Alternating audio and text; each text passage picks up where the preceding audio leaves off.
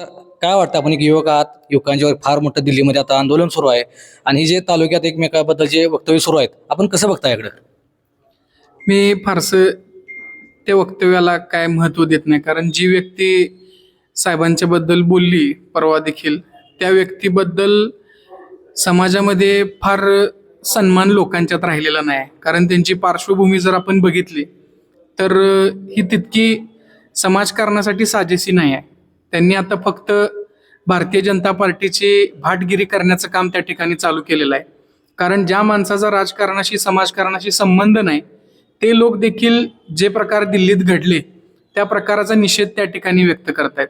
कारण एवढा अमानुषपणे विद्यार्थ्यांच्यावरती जो लाठी हल्ला झालेला आहे, तो ज्या माणसाला राजकारणाबद्दल माहिती नाही, तो देखील माणूस त्याची माहिती घेऊन त्याचा निषेध त्या ठिकाणी व्यक्त करतोय. आणि हे महान महाशय त्याचा समर्थन करतायत, म्हणजे याच्या इतकं दुर्दैव काय नाही. आणि जर आपण याच्याकडे जर मागं वळून बघितलं तर ते स्वतःला शेतकऱ्यांचे नेते म्हणून घेतात. म्हणजे जो माणूस चळवळीतनं उभा राहतो, तो एवढ्या मोठ्या विद्यार्थी चळवळीबद्दल अशा भाषेत जर बोलत असेल तर त्याच्या इतकं दुर्दैव दुसरं काय नाही. आणि जर विद्यार्थ्यांना तुम्ही त्या ठिकाणी आतंकवादी म्हणत असाल, तर ज्या वेळेला तुम्ही आंदोलन करत होता त्यावेळेला तुम्ही काय होता हे देखील समोर येऊन तुम्ही सांगणं गरजेचं आहे. कारण तुम्ही देखील अतिशय तीव्र आंदोलनं त्या ठिकाणी केलेली आहेत. मग आज जर जे स्वतःच्या न्याय हक्कासाठी विद्यार्थी त्या ठिकाणी झगडतायत, कारण मला असं वाटतं की बापूंनी मगाशी उल्लेख केला की त्या माणसाची शैक्षणिक पात्रता देखील किती आहे हा मोठा प्रश्नचिन्ह आहे. त्यांनी पहिला नीट परीक्षा काय आहे ह्याची माहिती घ्यावी. कारण नीट ही वैद्यकीय अभ्यासक्रमासाठी प्रवेश मिळण्याची परीक्षा आहे. त्यांचे चिरंजीवी स्पर्धा परीक्षा देत होते. हा, त्यामुळे त्यांना जर नीट वेगळं काय माहीत असेल तर ते वेगळं काय नीट नाही. नीट ही वैद्यकीय प्रवेशासाठी होणारी परीक्षा आहे.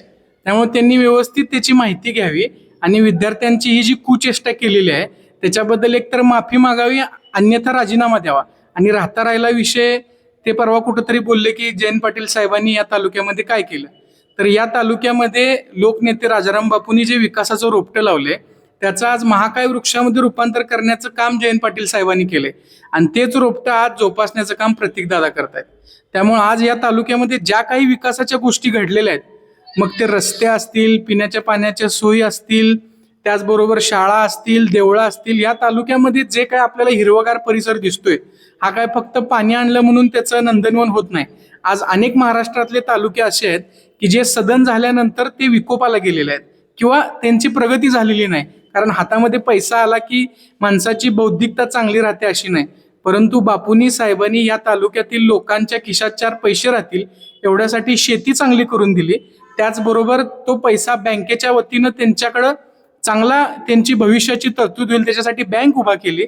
त्यांची मुलं बाळ शिकली पाहिजे ह्याच्यासाठी RIT सारखा उद्योग समूह निर्माण केला.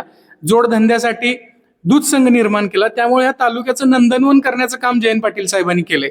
आणि ज्या माणसांनी काही भ्रष्टाचार करून किंवा एखाद्या योजनेतनं कडकनाथ सारखी गोष्ट ज्यांनी केलेली आहे, त्यांनी साहेबांच्यावरती बोलण्याची आपली पात्रता आहे का, याचा सगळ्यात मोठा प्रश्न स्वतःला विचारला पाहिजे असं मला त्या ठिकाणी वाटतंय. काय वाटतं आपल्याला, आपण कसं याकडे बघता सगळं? काय आहे, हे महाशय स्वतःला शेतकऱ्यांचे नेते समजतात. माझ्या हात शेणामुत्ताचे आहेत असे म्हणतात. त्याच शेणामुत्ताच्या हाताच्या शेतकऱ्यांच्या मुलांना जर तुम्ही आतंकवादी म्हणत असला तर आम्ही याचा जाहीर निषेध करतो. तुम्ही पण एक सैनिक स्कूल चालवता, मग त्या सैनिक स्कूलमध्ये जे विद्यार्थी शिक्षण घेतात त्यांना कसलं प्रशिक्षण देता तुम्ही, ते पण तुम्ही इथून पुढं जाहीर करावं. आणि तुम्ही मध्यंतरी काहीतरी म्हणला की जयंत पाटील साहेबांना की वडापावचा स्टॉल त्यांनी मुंबईत टाकावा. याला लयच जर हा वडापाव खायची हौस असली तर यांना आम्ही यांच्या मुलाला वाळवा तोला योग राष्ट्रवादी वतीनं ईश्वरपूरच्या स्टँडवर एक कडकनाथ वडापावचा स्टॉल आम्ही यांना टाकून देऊ. मग ते त्या स्टॉलवर वडापाव खातील दररोज येऊन. तर यांनी विद्यार्थ्यांची माफी मागावी आणि आमदारकीचा यांनी राजीनामा द्यावा एवढीच मी विनंती करतो.